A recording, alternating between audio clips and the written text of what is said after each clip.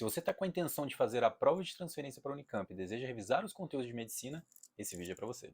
Fala galera, meu nome é Renato Sartori e nesse vídeo eu trago a revisão para a prova da Unicamp.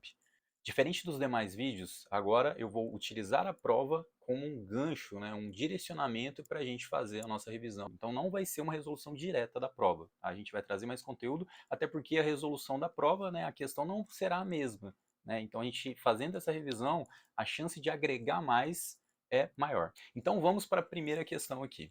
Em relação ao hormônio folículo estimulante FSH, é correto afirmar que, bom, se a gente pensar no FSH, a gente precisa pensar também no LH. Por quê?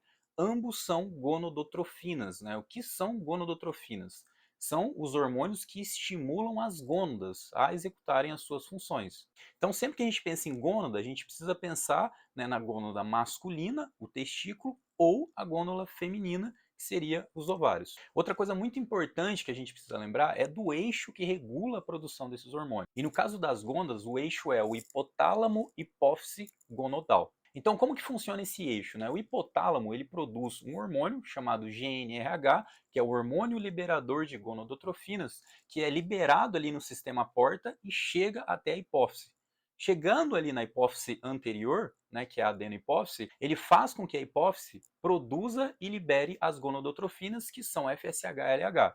Aí esses vão para o sangue, esses dois hormônios vão para o sangue e vão chegar até as gônadas para fazerem com que algumas células executem determinadas funções. Daí a gente consegue perceber uma característica importante dos hormônios, que são órgãos específicos, Por quê? Porque o hormônio, independente do que seja, se é o LH, o FSH ou o outro, ele precisa de um receptor, Então esse receptor é o que dá a especificidade do determinado órgão para ele. Obviamente que existem alguns hormônios que atuam em diversos órgãos, pois vários órgãos têm o receptor para eles. Bom, quando a gente analisa então a gônada, como eu falei, a gente precisa analisar de forma separada. Então vamos começar olhando ali a gônada feminina. Analisando o ovário, então, a gente tem que necessariamente conhecer o ciclo menstrual ou ciclo reprodutor feminino.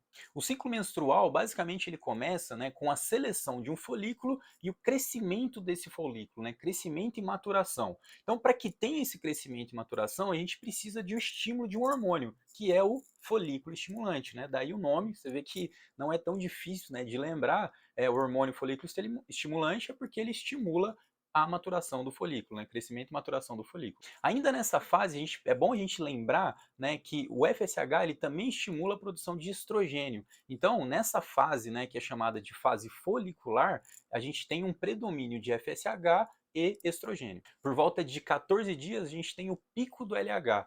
O pico do LH, FSH sobe um pouco também, mas o principal é o LH. E com esse pico de LH, a gente tem a ovulação. Então, a gente tem que pensar assim, a gente tem um folículo que está crescendo, crescendo, crescendo, a gente tem um óvulo ali, que é o gameta feminino, que está se desenvolvendo, a hora que dá o pico de LH, existe uma reação que faz com que seja expelido o óvulo. E aí o que sobra, esse remanescente, ele ainda possui receptores ali para o LH, então o LH estimula eles e ele forma o corpo lúteo.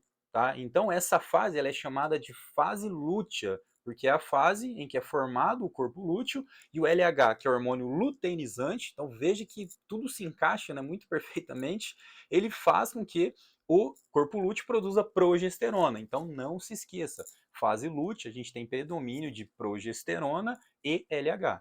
O ciclo menstrual ele pode ser analisado em dois pontos, no endométrio e no ovário, mas hoje nós vamos falar então do ovário, tá? Esse ciclo que eu acabei de falar é o ciclo ovariano. Agora a gente vai falar da gônada masculina. A gônada masculina, que é o testículo, ele possui duas células principais, que é a célula de Sertoli e as células intersticiais de Leydig ou simplesmente células de Leydig.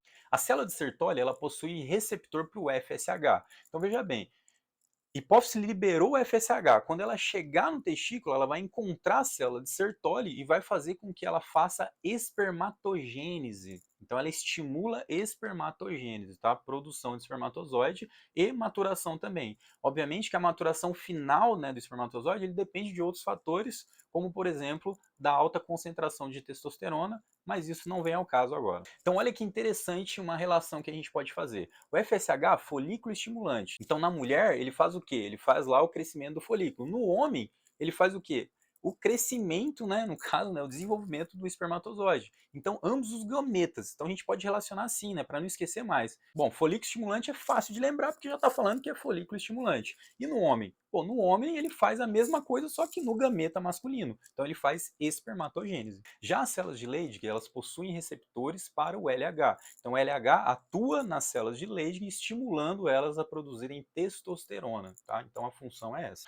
Bom, feita essa revisão, a gente pode agora partir para as alternativas, né, que vocês vão ver que vai ficar bem tranquilo de resolver agora. Então vamos lá para as alternativas. Então, então o que ele quer saber, né, o que o FSH, qual que é a relação, né, que o FSH tem com essas alternativas aqui. Na alternativa A, nas mulheres desencadeia a ovulação e a formação do corpo lúteo. Bom, veja bem, como a gente viu, né, na verdade o corpo lúteo é o LH, que é o hormônio luteinizante. Portanto, a alternativa errada, né?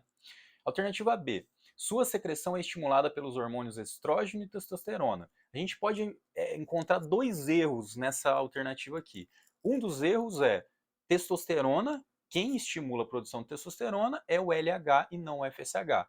Um outro erro é, normalmente, tá, via de regra, o produto, né, que é o próprio hormônio, ele faz um feedback negativo no eixo. Então ele não estimula o eixo a produzir. Imagina se fosse o contrário, né? A pessoa, por exemplo, produz testosterona, quanto mais produz, mais é estimulada a produzir, né? Então não existiria uma regulação, né? E o nosso corpo não funciona dessa forma. Existe uma pequena exceção, né, que é no momento da ovulação, ali muito próximo, né, da ovulação da mulher, que a gente tem um feedback positivo de estrógeno, né? Mas assim, eu não vou entrar nesse detalhe agora. Se vocês tiverem alguma dúvida, né, ou não conhecerem esse mecanismo, entre em contato comigo que eu passo para vocês. E a alternativa C, ela traz, no homem estimula a produção de espermatozoides nos testículos, que é a alternativa correta, né? Como a gente já mencionou, o FSH ele estimula as células de Sertoli na espermatogênese, né? A produção de espermatozoide. Portanto, essa é a correta. E a alternativa D é responsável pela secreção de progesterona nas células foliculares do ovário. Essa é uma função do LH também, não do FSH. Portanto, também está errada essa alternativa. A próxima questão é uma questão de vitamina. Então vamos lá. A vitamina E é enquadrada em que grupo de compostos orgânicos? Bom, aqui, né, isso aqui é legal a gente trazer, né, os grupos principais de vitaminas, porque cai em prova, né, não só nessa, pode cair novamente e já caiu na prova da FAMERP. Bom, então vamos lá. O que a gente tem que pensar? Vitamina possui dois grandes grupos, que são lipossolúveis e hidrossolúveis. Né? O que seria isso? Lipossolúveis, que são solúveis em lipídios, em gordura, e hidrossolúveis são solúveis em água. As hidrossolúveis são mais fáceis da gente lembrar, por quê? Porque é só a vitamina B e a vitamina C, né, das principais, né, quando a gente pensa nas principais vitaminas. Já as lipossolúveis, a gente tem a vitamina A vitamina D, a vitamina E e a vitamina K.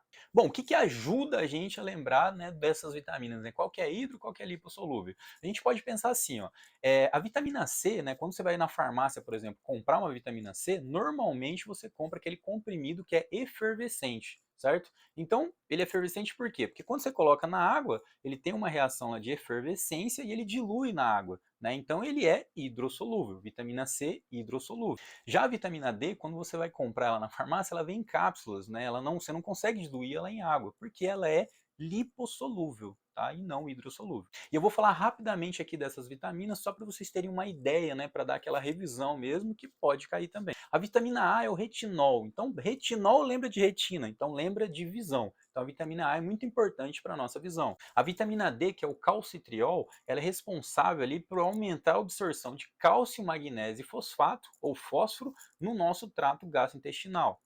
A vitamina K, sempre que cair assim, né, aparecer para você alguma questão falando de coagulação, né, relacionando vitamina com coagulação, não se esqueça da vitamina K, que ela é muito importante ali para os fatores de coagulação. E a vitamina E é um importante antioxidante, então ela é muito importante para proteger o nosso sistema nervoso central. Então essas quatro que eu falei são as lipossolúveis. Então falando das hidrossolúveis, vitamina B tem várias, né, eu vou falar só da B12, que é uma das principais, né, a falta de vitamina B12, ela pode causar anemia, né, anemia perniciosa. E a vitamina C também importante antioxidante. Portanto, a alternativa correta, a alternativa D, lipídios. A próxima questão aqui, ela traz, né, uma questão de ácido nucleico. Qual base nitrogenada é encontrada apenas no ácido ribonucleico, no RNA? Bom, gente, essa é uma questão bem simples, né? Se a gente pensa no DNA, a gente tem 4 bases principais, que é a adenina, guanina, citosina e timina, e quando a gente passa para o RNA, a gente tem uma substituição ali, né, da timina por uracila. Então, o RNA, ele contém a uracila e o DNA não. Se você quiser dar uma revisada a mais nessa parte de ácido nucleico, eu fiz um vídeo para resolver a prova da FAMERP, a parte de biologia molecular. Eu vou deixar o link aqui para você, dá uma olhadinha lá que vale a pena. Principalmente para saber diferenciar aí purina de pirimidina, para não esquecer mais. Bom, e por hoje é isso, espero que você tenha gostado do vídeo. Se gostou, não deixe de dar o like, compartilhe com seus amigos. E se tiver alguma sugestão de melhoria, só mandar para mim. E até a próxima.